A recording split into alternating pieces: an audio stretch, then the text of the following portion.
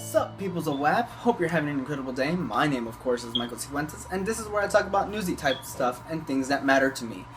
Now, quick note before we start, let me just say that you are crazy. Like, some of you might be sitting in your chairs thinking, well, I'm not crazy. Well, let me tell you, because you are. You are crazy. Simple as that. Now, what I'm talking about today is a prime example of how people are crazy, because I'm talking about Asians. And not just the squinty-eyed ones, I'm talking about the continent of Asia. Now, it's massive in size and in diversity. And specifically, I'm talking about Asia from 1914 to present day. Now, that's a long time, but let me tell you, it's gonna get crazy. So to start, let's hit World War I. It started in 1914 and went up all the way until 1919, starting with the murder and assassination of Archduke Ferdinand. There was a clear side to who would end up winning a war, but come 1914, both sides are equally matched and have equal opportunities to run up on the other. Now, most Asian countries at the time were involved with the Allies because the Germans had bases and camps in their land and were killing off their people, which is bad because you don't want your people to die. But as we all know, hopefully, that the fighting of World War I was more concentrated on Europe, with the British and French fighting the Germans in trenches and using chemicals to kill each other and like blah blah blah, death and people were dying, and it isn't something new because now after World War I comes an era of change in Russia. In 1917, there's a revolution in Russia led by Vladimir Lenin, who gives the people land, freedom, and bread. And he leads a coup d'etat on Tsar Nicholas II, and it's nothing at all like Anastasia, so shut up, get that out of the way. Now, Lenin's revolution succeeded and kicked out the Tsar, and led the people to prosperity and created the Soviet Union. But wait, plot twist. January 21st, 1924, Lenin dies and Stalin comes into play, and he becomes the dictator of the Soviet Union. Now, let me point something out. This is the man who literally gave himself the name the Man of Steel because he was ruthless and tough. Now, don't get me wrong, Stalin was an excellent leader, but he was mean and brutal. Just look at that mustache. It's just evil. Now, okay, Joseph Stalin was a brutal leader. Many feared him and few dared to even oppose him. He ruled like fear and millions died during his reign. Now, when Stalin came to power and became the dictator of Russia, he saw that Russia's industry was weak and in ruin due to the revolution.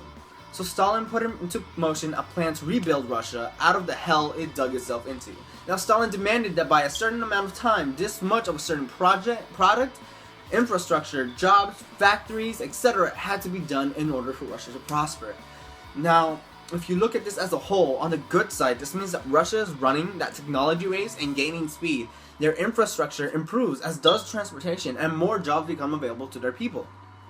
Now, on the flip side, the safety measures put into these jobs are little to none, and people are still in poverty due to the high taxes needed to create and pay for all this new stuff. So Stalin and his mustache, okay, they believed in communism and well that everything should be equal for the common worker. So say like you there, yeah, and me, we're working in the same factory. I build only 10 toys in 5 hours and you make 40, but we still get paid the same amount of money. Equality is huge in communism, and also everyone's poor, so yeah, the government controls everything. So it's no free enterprise for anyone, and equal everything for everyone was quite popular, especially in China, where there was actual civil war sparked for power there. Now, China separated into two main groups. One group fought for a communist China, led by Mao Zedong, and another group led by Sun Yat-sen fought for free and capital China. Now, this led to a grand civil war in China where both sides equally matched the other. The war went on for many years, but eventually Sun Yat-sen's capital movement lost to Mao Zedong's push for communism in 1949 at the fall of Beijing. Although there were two groups were at each other's throats for many years, they did manage to come to a mutual ceasefire to defend their nation against an even bigger threat, the Japanese. Now, the Japs are crazy, and let me tell you why. Because Japan is an island nation, a really small island nation off the coast of Korea, and they're very small. Although with it being an island nation and being that small, its role in the world spectrum is quite large. So Japan, the Japanese, decided that they wanted to take a crack at imperialism too, and so they go out and conquer Manchuria because it's theirs. And a little backstory, Japan don't like China. Like, they both have squinty eyes, but yeah, Japan don't like China. So Japan invades and conquers Manchuria and more land from China, making Chinese people fear for their lives. Now, General Sadao Araki of the Japanese army says, "It is Japan's mission to be supreme in Asia, the South Seas, and eventually the four corners of the world."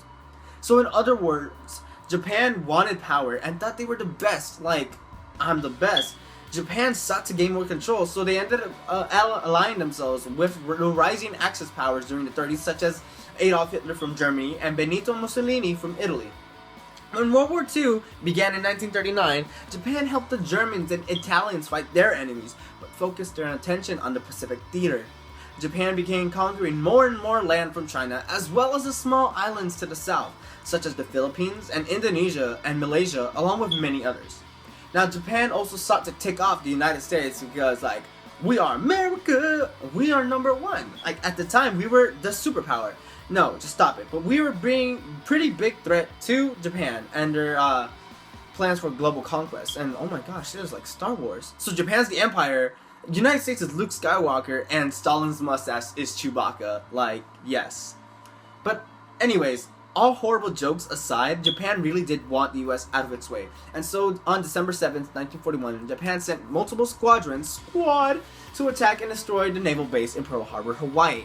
Now, all 8 of the battleships present during the attack, with 4 being sunk. They were all damaged. The US sustained many losses, but so did the Japanese. There were 353 pilots, and most of them did not even come back, and not because the Americans were shooting them down, but because they would kill themselves by flying their own planes into the enemy ships, with them still in it. These pilots were called the kamikaze, and they believed that if they died in battle, they would bring honor to their families. The fight with the Japanese was a long and brutal one, and by the end of 1945, there was no sign that the Japanese would ever back down. So the US did what it had to do, and it bombed Japan with 2 hydrogen bombs, destroying 2 major cities, Nagasaki and Hiroshima, killing thousands of people and contaminating many more with radiation. Now, back to World War II, it soon ended with utter defeat for the Axis, with Hitler committing suicide and Japan losing hundreds of thousands of people. But out of the ashes of World War II came the phoenix that was Russia, now more industrialized and with the title of a world superpower. The Man of Steel would head butts with the super soldier, which is America, if none of you guys get the reference, like Superman versus Captain America, Soviet Union versus America. Come on, these were good. I wrote these down. Okay, anyway, the Cold War had now begun.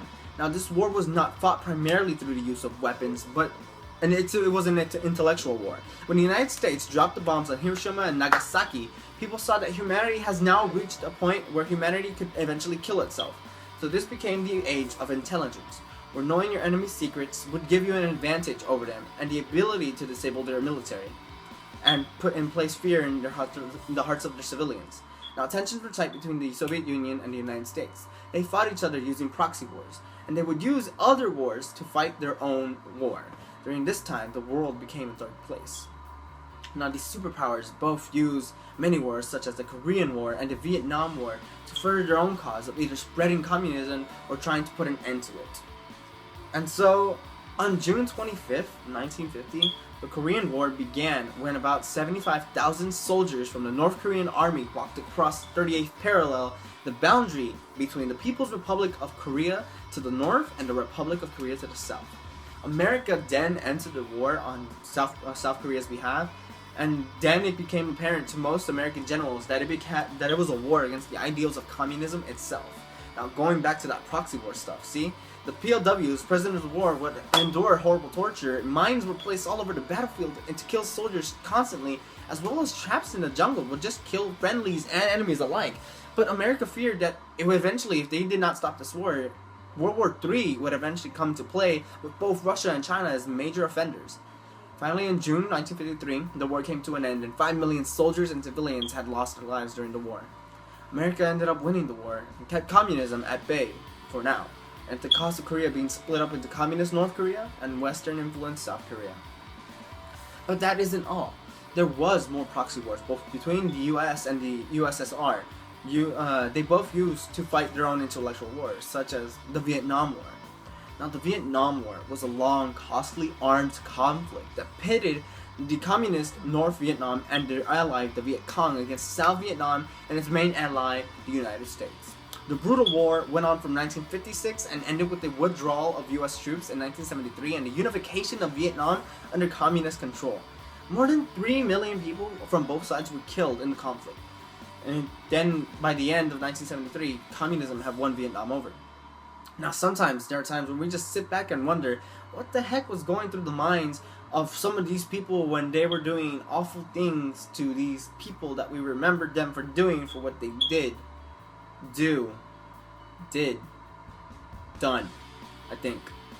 Nonetheless, I present our idiot tyrant of the day, Mr. Pol Pot.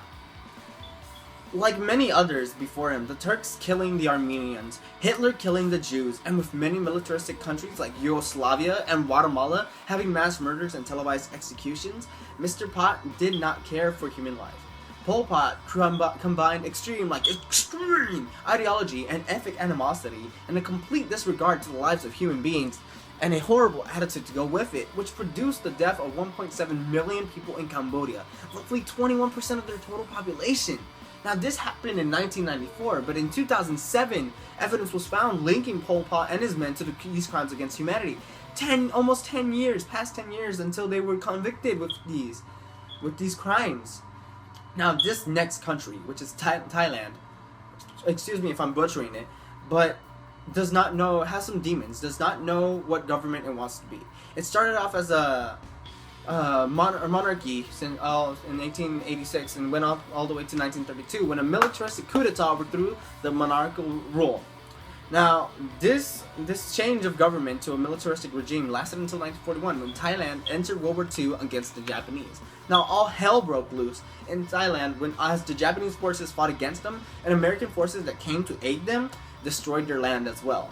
Now, following the events of World War II, the current government of Thailand was removed, and it would continue to change between a civilian government, a multi-party government, and a militaristic regime again up until 1992. And then for the next decade and a half, Thailand would regain its economic status that it had lost throughout the many years of different governments. The government would stabilize, and the economy would too. Peace and prosperity would once again come into the homes of people. But in 2006, another militaristic coup d'etat overthrew the multi-party government and set up the militaristic regime that really lasted 1 year. Following that crisis and that little debacle, the government was then split up into 5 smaller parties. But the people began to protest due to the inadequate leaders their country had, and due to the government using the country's economy to their own personal benefit, so as their personal wallet. And so Thailand, as of now, there is a political crisis in the land, and quite possibly a change in government so that it isn't so corrupt. So the last topic I want to talk about is the Israeli-Palestinian conflict. There's a conflict that's been going around for many years, since the mid-1900s. After World War II and the Holocaust, the Jewish people needed a homeland due to about 6 million of them getting killed and massacred by the Nazi Party. The newly created United Nations then gave the Jewish people the land of Palestine for them to have a home in, but it soon created tensions between the Palestinians and the Israelis, and as well as the Israelis with the 5 surrounding Arab countries it had. Now, after a war with all 5 Arab countries pitted against them in a 6-day war with Egypt, after the dust settled, the Israelis had control over all of Palestine and renamed it Israel. In 1950, Israel was founded as a country. Now, although they have now made a home for themselves, the Palestinians are left with nothing. And many of them that are still living in Israel are abused by the Israelis. The Israelis abuse their basic human rights by cutting off their water supplies, their food supplies, their income, making them have passports to come and enter their West Bank and their homes in Israel. Now, many Palestinians attack the Jewish people with acts of terrorism because they see nothing else to do, while others just protest. But this conflict plagues many people and all over a small sliver piece of land. Now, third period WHAP class. I think that's where I'm going to end today. I would like to know your thoughts on everything I talked about today, or if there's anything else that you want me to talk about, and then just tell me. And really, that leads me to the big question of the day, which is, who did I compare to Stalin's mustache again? You don't answer that. Alright? But of course, as always, my name is Michael Sifuentes. You've just been filled in. I love your faces, and I will see you next time.